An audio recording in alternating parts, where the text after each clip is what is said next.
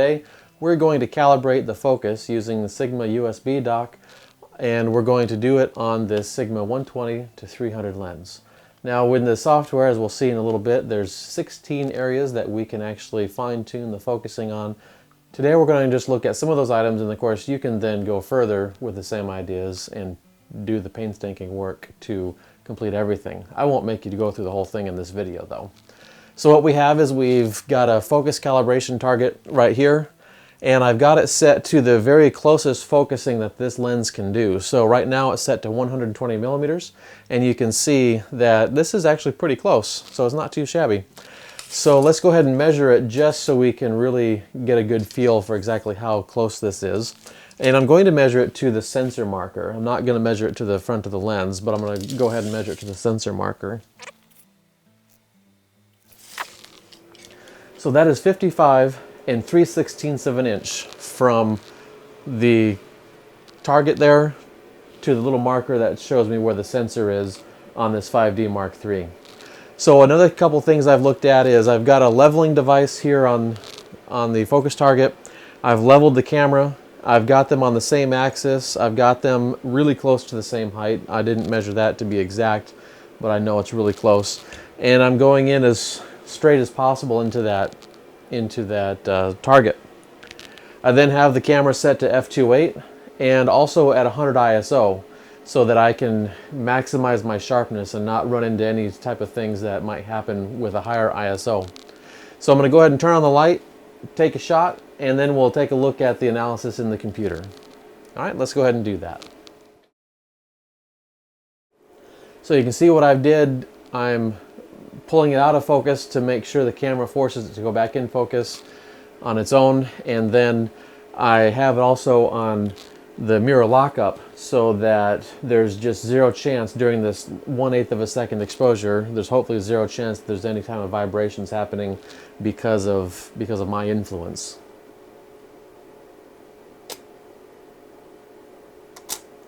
I'm only using the central autofocus sensor that the 5D Mark III has, and so it's targeting right in on that middle of that focus target.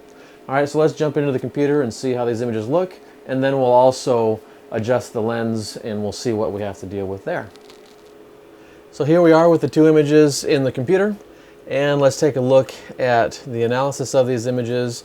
They should be the same, but I did two just to kind of give the camera an opportunity to average things out, or the lens an opportunity to average things out for us. So let's go ahead and open them in Camera Raw.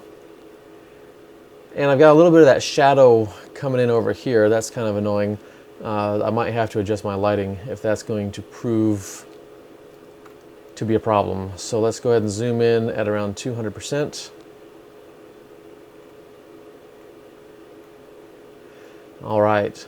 One thing I want to point out is there is certainly some chromatic aberration with this lens. So if I were to go and correct that a little bit, take a look down here where I've got some purple amount and I've got some green amount up around that 1, and so I can get rid of it fairly easily, and that's wonderful. But the beautiful thing is I think we can actually use that to our benefit.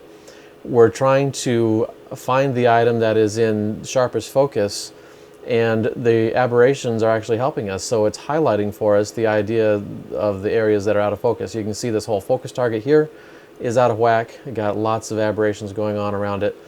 Back here on this 1, which is behind the focus target, that is fringing to the green. This half mark here is roughly in the neighborhood of evening out. So what we want to do is transition that evening out to the 0, and then we're going to have some good results. So in this case, we'll use chromatic aberration in our favor to help us determine what's in focus and what's out of focus. All right, let's go ahead and take a quick look at the second image, and we can see it's roughly the same idea. A little bit of pink coming in on this 0.5 area, but still green up here. So it's probably in the 0.75 range, somewhere in that neighborhood where we are getting the problem areas. And I don't think that shadow is going to be a problem because that shadow is not falling on this region here where we've got the 1, the 0, and then these lines where it's important for me. All right, so let's jump into the software and let's see what we can do to modify these settings. So I've got the Sigma software right here, and so I'll plug in the USB dock right here. And as we activate the software, it recognizes the lens. It'll kind of check up on itself. And then I can click this customization button and go into focus.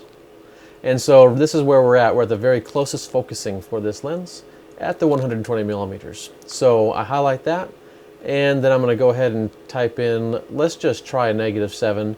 Quite frankly, I have done this a couple of times, and I'm kind of starting to hone in my efforts here. And so while I think this is going to get us close, I'm not sure that this is going to actually be the number that we need. This is, of course, a learning process, and we will kind of take the steps to go through it.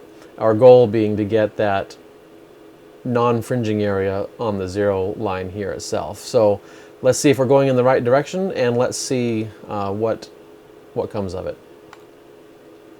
We have to then hit the agree. Basically, we're saying we're not going to unplug the lens or unplug the computer or do anything silly while the firmware is being rewritten. All right, so we've got a -7 plugged in there. Let's go take a few more shots and let's get this reanalyzed. And then we can do it at the 150, the 200, and the 300, and we'll just see how it goes. All right, let's take a look. All right, so here we are in Camera Raw again. We're going to take a look at the differences between the two shots, two sets of shots, I should say. And so here we've got the first two shots that I was looking at. And so remember, we have the fringing going on. Do we have less fringing because of the -7?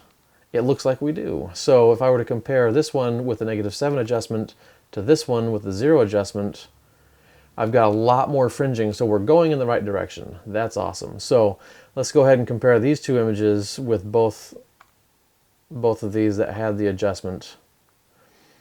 And these are exceedingly similar, so that's good. The lens is at least behaving consistently. But we have a little more to go. It looks like, I would guess anyway, the neighborhood of twice as far to go as what we originally did. So we did -7, so we need to be about -14, somewhere in there for this setting. And let's go do that. If I go to the customization, focus, take that one all the way down to -14. And then we'll go ahead and get some more shots, and we'll come right back, we'll analyze it, and we'll see how close we are. Back into Photoshop, Camera Raw again, and here's that last image we just shot. And then we'll take a look now at the next set of images where we moved it to -14. And that is looking really close. I really like that. So that's coming in so close. Might benefit from going to a -15 maybe. Let's zoom in one more actually and see what's happening here, because what I'm picking up, what my eyes are showing me, is that we have a little bit of green fringing on the top and a little bit of pink fringing on the bottom. So that tells us we're right smack dab in the middle there, and you can see some green fringing on this side. So we're dealing with the side-to-side fringing rather than just the top-to-bottom fringing, and that certainly, I think, is a good thing. But let's look too. We're looking at a little bit of pink still on this one. That's neutral, and then that's green. So we're so super close. We just need to go a little bit further. Let's do just one more adjustment, and then we will populate the other items as well, and we'll be able to compare all those and make sure that this lens is optimized as good as possible for our customers. All right, our last look at what we're doing here with the 120 millimeter range and also our focus calibration, and that is, I finally went out to a -18 on that setting, but what I found was happening was the camera actually couldn't focus on the subject. The subject itself was then too close. So I had to add about 3/8 of an inch to the measurements, to the distance. So I actually moved the target back a little bit, and then I was able to achieve focus with the camera. So I thought that was an interesting little tidbit that I didn't expect to run into. And so here we are at -18. This is another one at -18, so we can see a little bit of the averaging out. I'm probably going to go ahead and step it back to 17 and call it good, because when we're at the -16, we're still picking up some slight pinkish on that one and some slight pinkish on this one. Then we go to the -18, we've got some greenish on this one on the 0, and almost nailed it on this one. The greenish is so insignificant, but I think I'll just go ahead and average it out to -17, and we'll call that good. All right, so what I'm going to do now is I'm going to go ahead and finish the rest of the focal lengths for this close focusing distance, and then we will look at the 150, the 200, and 300, and then I'll come back once I have all those figured out, and we'll do a quick review of those as well. So let me change this to 17, and we'll get to the 150, the 200, and so on.